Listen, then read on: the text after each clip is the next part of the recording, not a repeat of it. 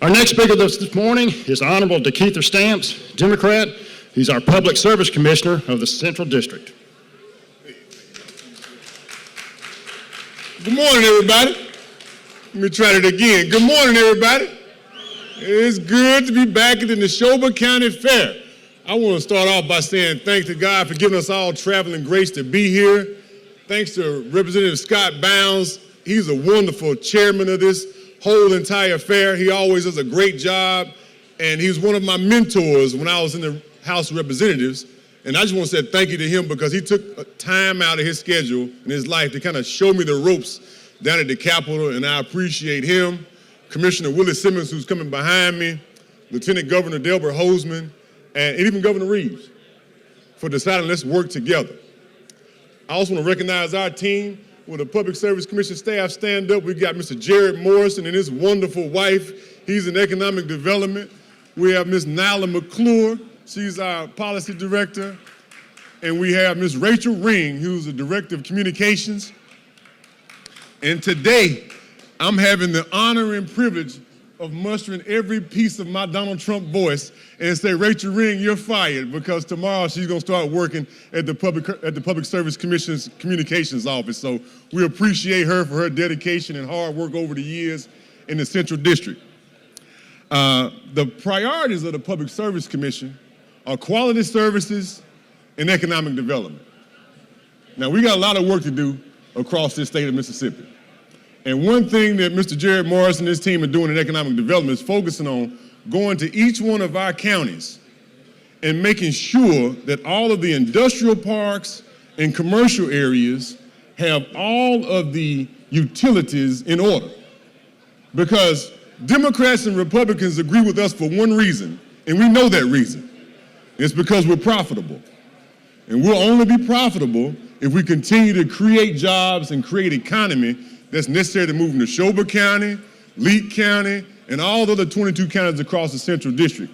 And that's going to be critical work for us to do going forward, because if we don't get our industrial parks marketable, jobs aren't coming. Industry is not coming to every county in the Central District. So we want to make sure that each one of the 22 counties that we serve, every industrial park in every county is marketable to big business.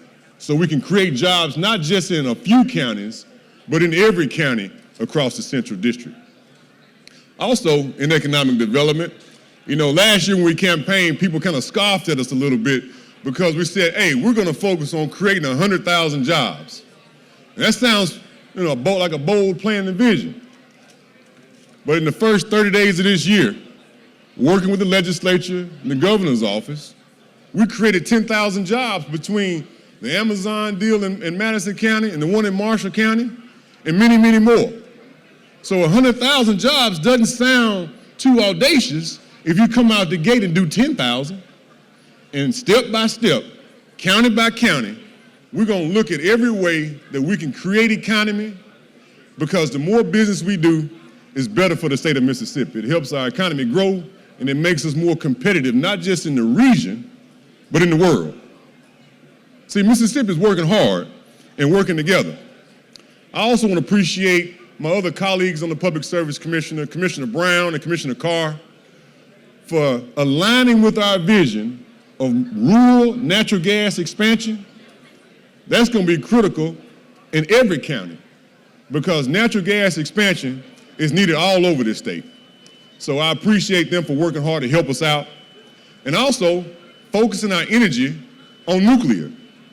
It is critical that we invest in nuclear technology. Lieutenant Governor Delbert Hosemann is aligned with that vision, as the governor is as well, because we need more nuclear. Because back when power was put all across Mississippi, most folks just had a light bulb in the living room. Now you're plugging in everything in the house, some folks plugging in a car, and the power needs of the future are not the power needs of the past. So we're going to have to expand our nuclear technology so that we can produce the power so it's reliable for you. And the way we're going to pay for it is not get you to pay for it. We want these big data consuming entities like the Amazons of the world to pay for the nuclear technology that's necessary so that the ratepayers don't have to pay for it. And that's a win-win all across the Central District because we got some of the fastest fiber lines going down I-20 and I-55 in the whole country.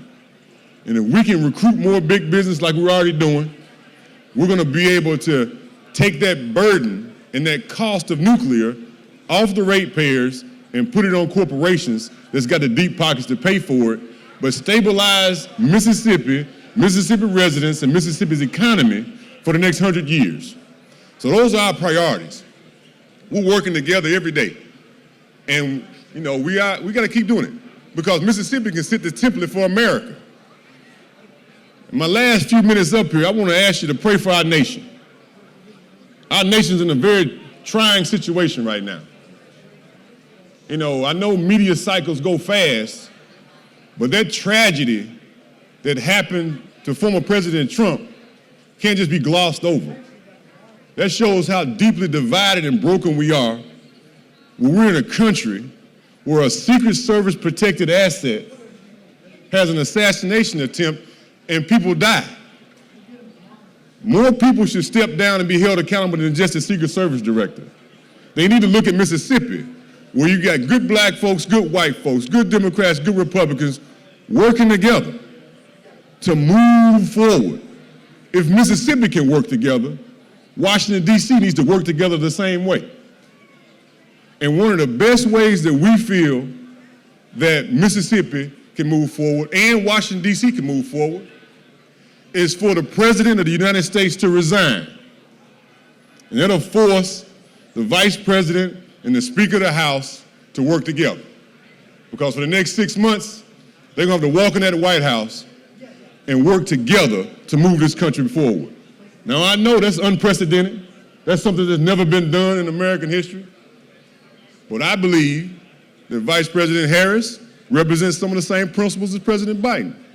The Speaker of the House represents some of the same principles as President Trump. And seeing those two entities put aside their political differences and work together for the next 6 months is probably some of the best tonic and medicine this country needs to see people working together. And I want to ask you to pray for our nation, pray for our country, because we got to move forward, because the enemy is not Americans. The enemy is China. The enemy is folks on the other side of the planet who are working together and watching America not work together. And that's why we feel that we all have to work together to move Mississippi forward and our nation. So continue to keep us in our prayers. We're going to keep working hard and building businesses and creating economy from every space we're in. Because I know everybody here voted for me, but you ain't going to keep me here unless I'm profitable. So keep praying for us. We're going to keep working hard for you.